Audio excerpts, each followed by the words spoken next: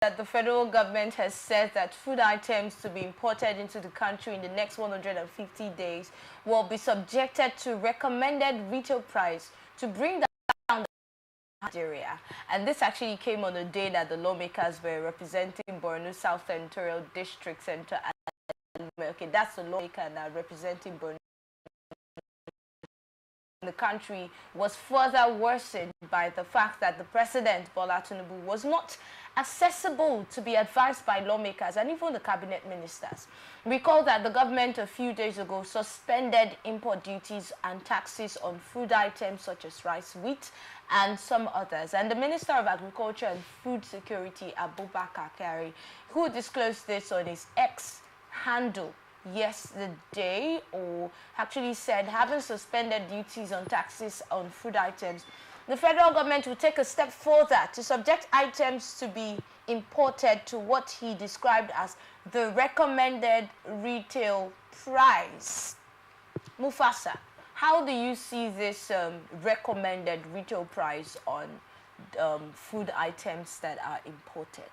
Well, if it's going to bring down the cost of basic food items, I think it's going to be a welcome development and a step in the right direction, because already people can't even afford basic food items. In as much as I really do not fancy the fact that we had to contemplate importing food into this country.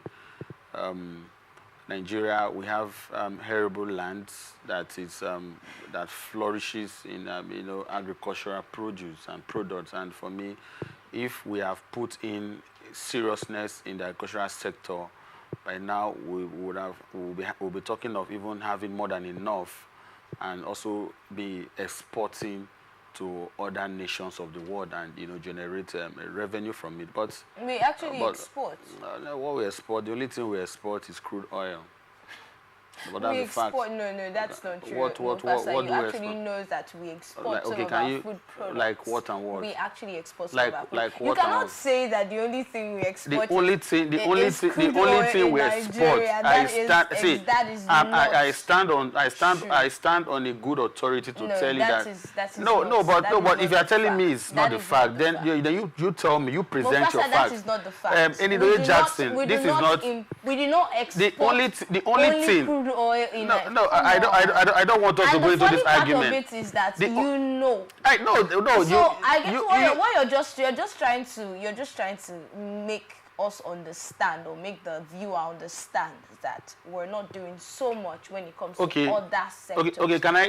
When it comes to, you can't ask me questions. So don't tell me, you ask me any question. When it comes to no, you are saying that we export. We do more of that. Good. Can I continue? Can I continue with my line of thought? We export red oil, palm oil, and you get revenue from that. You actually know. Do you know the cost? Do you know the cost of a bottle of palm oil in this country? You explicitly means you have sufficient amount of it. You cannot be importing food and be exporting food.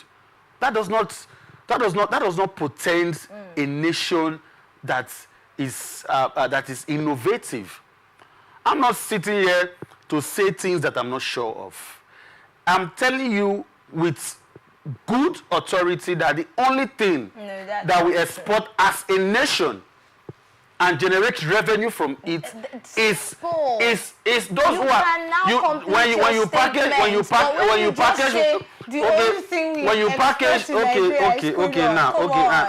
can you listen to me, please? Please go on. When you package 50 liters of palm oil and send to your and send to your uncle in France to sell and bring $200 for you. Okay, you call that export business. Wow. Well, if that is what we do in this country, then I think we're in a very terrible situation. See, you know what is even painful? In fact, what even pains me more in this whole news is the fact that the Senate whip is telling us that the president is inaccessible to take advice. That is indicting that they can't even access the president to advise him on possible ways to take us out of this quagmire that we are. That it is by now, if we operate a system that should be referred to as saner or as a sane clime, the office of the presidency should have come up with a counter statement to counter that party. That is, if it's false that you could not assess the president in an issue that is as critical as food security, that is indicting. And I'm still waiting for the president and his people. I'm still waiting for the president and his people to come out to debunk that particular position of the Senate. Now, we are talking about importing food products. A lot of consideration need to be put into that. Because when you open the floodgates, it simply means that anything can come in. We're talking about consumables. How do we now go about monitoring the importation of this to the extent that Nigerians don't begin to consume poison? Because there was a in the desperation of providing food for Nigeria, which is what we need to survive. You know, there was actually a time when there were talks about certain countries rejecting our beans because according to them it wasn't safe for their consumption, because you know how our beans can be.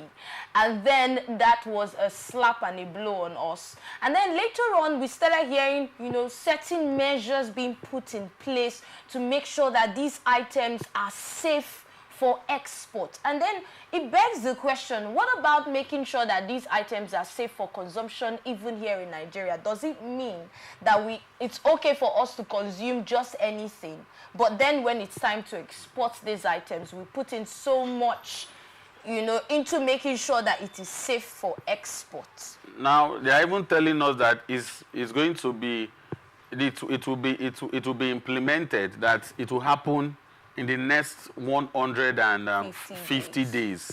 It simply means that we are not even sure, as a government and the people, that farmers can go to their farmlands and do their farming business in the next 150 days.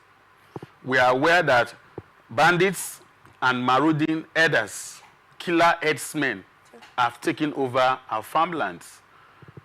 You know, the implication of this is the fact that the government, they have reached their wit ends when it comes to providing security for farmers. So we are now banking on relying on foods that will be imported from nations that were able to provide security for their farmers.